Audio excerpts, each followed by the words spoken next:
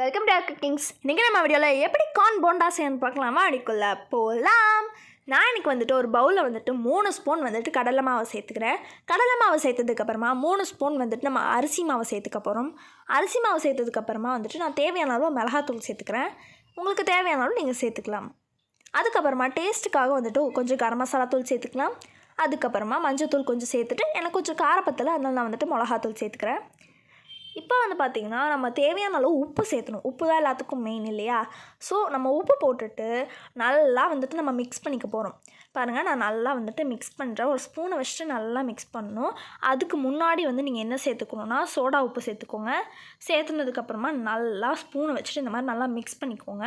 Mix பண்ணதுக்கப்புறமா வந்து பார்த்திங்கன்னா நான் வந்துட்டு ஸ்வீட் கார்ன் இருக்குது இல்லையா, அதை வந்து உரித்து வச்சுருக்கேன். இந்த மாதிரி அதை வந்து இது கூட சேர்த்துக்கலாம். ஸ்வீட் கார்ன் எல்லாமே சேர்த்ததுக்கப்புறமா வந்துட்டு நான் வெங்காயம் இருக்கு இல்லையா, பெரிய வெங்காயம், அதை வந்து நல்லா பொடி பொடியாக கட் பண்ணி வச்சுருக்கேன். அதை வந்து இது கூட சேர்த்துக்கலாம். இதெல்லாம் சேர்த்ததுக்கப்புறமா வந்துட்டு மல்லித்தலை இருக்கு இல்லையா, அதை வந்து நான் பொடி பொடியாக கட் பண்ணி வச்சுருக்கேன். அதையும் இது கூட சேர்த்துட்டு லாஸ்ட்டாக கருவேப்பிலை கொஞ்சம் கட் பண்ணி சேர்த்துக்கலாம். இது எல்லாத்தையும் சேர்த்ததுக்கப்புறம் கை வச்சுட்டு நல்லா பிசைஞ்சு விட்டுக்கோங்க. நல்லா ஒன்றோட ஒன்று மிக்ஸ் ஆகணும். கொஞ்சம் தண்ணி தெளித்து மிக்ஸ் பண்ணிக்கோங்க. இந்த மாதிரி இருக்கணும்.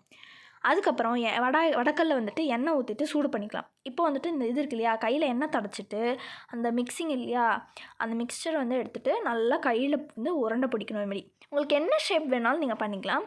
நான் வந்து இன்றைக்கி வந்துட்டு சர்க்கிள் தாங்க பண்ணுறேன், உருண்டை தான் பிடிக்கிறேன்.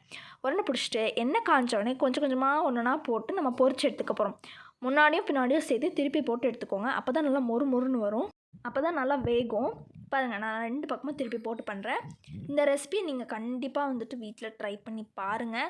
ரொம்பவே டேஸ்ட்டாக இருந்துச்சு. என்னடா ஸ்வீட் கார்னில் போண்டாவா அப்படின்னு தான் ஃபஸ்ட் டைம் இருந்துச்சு. ஆனால் நிஜமாவே சூப்பராக இருந்துச்சு. இப்போ நம்ம சர்வ் பண்ணியாச்சு. இது வந்து ரியலாக சூப்பராக இருந்துச்சு. இந்த வீடியோ பிடிச்சிருந்தா லைக் பண்ணுங்கள், ஷேர் பண்ணுங்கள், சப்ஸ்கிரைப் பண்ணுங்கள், மறக்காம ஐக்கானில் கிளிக் பண்ணுங்கள். அப்போ நம்ம போகிற எல்லா வீடியோஸும் நோட்டிஃபிகேஷன் அடுத்து சந்திக்கிறேன். Tata, by.